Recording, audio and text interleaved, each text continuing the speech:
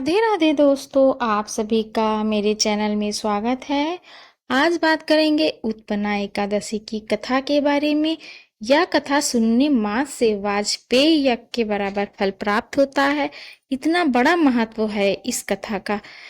तो चलिए कथा कहते हैं। धर्मयाद युधिष्ठिर ने कहा, हे भगवान, मैंने कार्तिक शुक्ल एकादशी अर्थात प्रबोधिनी एकादशी का सविस्तार वर्णन सुना। अब आप कृपा करके मुझे मार्गशीर्ष माह के कृष्ण पक्ष की एकादशी के विषय में भी बतलाइए। इस एकादशी का क्या नाम है? इसके व्रत का क्या विधान है? इसकी विधि क्या है? इसका व्रत करने से किस फल की प्राप्त होती है? कृपया करके विधान पूर्वक ये सब मुझे बतलाइए। भगवान श्री कृष्ण बोले, मार्गशीर्ष माह के कृष्ण पक्ष में आने वाली इस एकादशी को उत्पन्ना एकादशी कहा जाता है। यह व्रत शंख द्वार तीर्थ में स्नान करके भगवान के दर्शन करने से जो फल प्राप्त होता है उसके बराबर पुण्य मिलता है। व्रत करने वाले भक्त को चोर, पाखंडी, पर स्त्रीगामी, निंदक, मिथ्याभाषी तथा किसी भी प्रकार के पापी से बात नहीं करनी चाहिए। इसका महात्म्य मैं तुमसे कहता हूँ, ध्यान पूर्वक सुनो। उत्पन्ना एकादशी व्रत कथा। युधिष्ठिर कहने लगे, हे भगवान, आपने हजारों यज्ञ और लाख गौदान को भी एकादशी व्रत के बराबर नहीं बताया है। सो यह तिथि सब तिथियों से उत्तम कैसे हुई, बताइए। भगवान कहने लगे, हे युधिष्ठिर, सतयुग में मुर नाम का दैत्य उत्पन्न हुआ। वह बड़ा बलवान और भयानक था। उस प्रचंड दैत्य ने इंद्र, आदित्य, वसु, वायु, अग्नि आदि सभी देवताओं को पराजित करके भगा दिया। तब इंद्र सहित सभी देवताओं ने भयभीत होकर भगवान शिव से सारा वृतांत कहा और बोले, है कैलाशपति, मूर दैत्य से भयभीत होकर सब देवता मृत्यु लोक में फिर रहे हैं।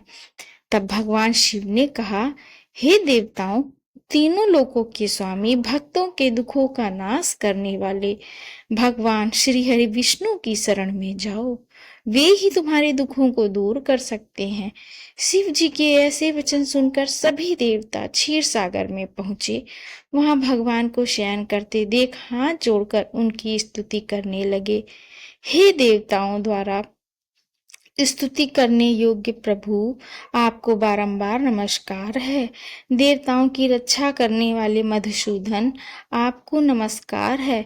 आप हमारी रक्षा करें। दैत्यों से भयभीत होकर हम सब आपकी शरण में आए हैं। आप इस संसार के कर्ता, माता पिता, उत्पत्ति और पालन करता और संहार करने वाले हैं। सबको शांति प्रदान करने वाले हैं। आकाश और पाताल भी आप ही हैं। सबके पितामह ब्रह्म, सूर्य, चंद्र, अग्नि, सामग्री, होम, आहुति, मंत्र, तंत्र, जप, यजमान, यज्ञ, कर्म, कर्ता, भोक्ता भी आप ही हैं। आप सर्वव्यापक हैं। आपके सिवा तीनों लोकों में चर और अचर कुछ भी नहीं। हे भगवान, दैत्यों ने हमको जीत कर स्वर्ग से भ्रष्ट कर दिया है। हम सब देवता इधर उधर भागे भागे फिर रहे हैं। आप उन दैत्यों से हम सबकी रक्षा करें।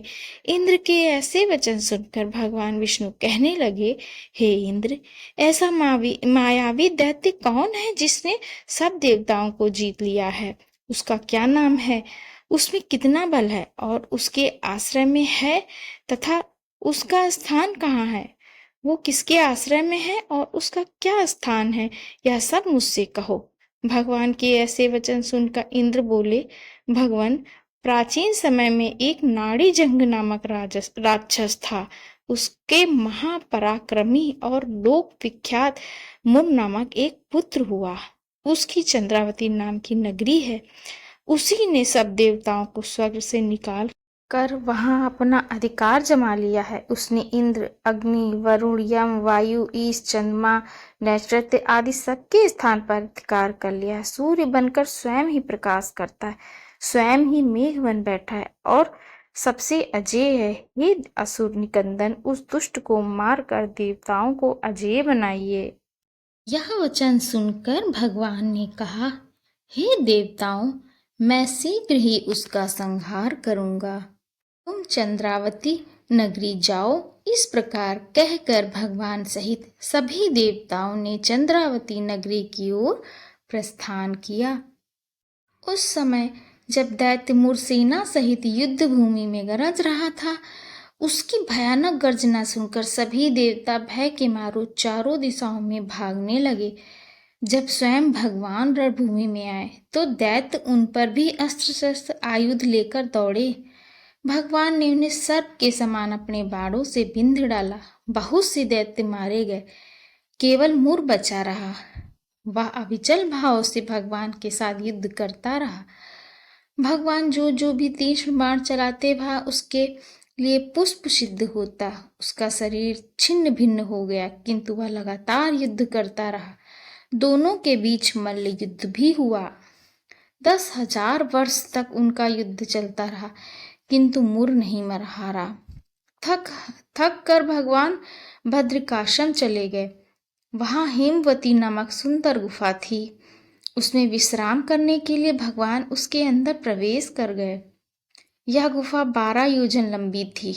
उसका एक ही द्वार था। विष्णु भगवान वहां योग निद्रा की गोद में सो गए। मुर भी पीछे पीछे आ गया और भगवान को सोया देखकर मारने को उद्यत हुआ। तभी भगवान के शरीर से उज्जवल कांतिमय रूप वाली देवी प्रकट हुई। देवी ने राक्षस मुर को ललकारा, युद्ध किया और उसे तत्काल मौत के घाट उतार दिया।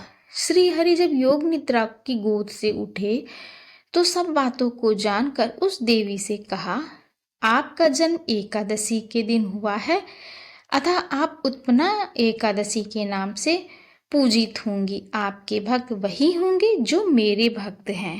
जय श्री हरि। तो इस प्रकार यह कथा समाप्त हुई उत्पन्ना एकादशी की। कथा अगर अच्छी लगे हो तो लाइक करिएगा और कमेंट में राधे राधे जरूर बोलिएगा।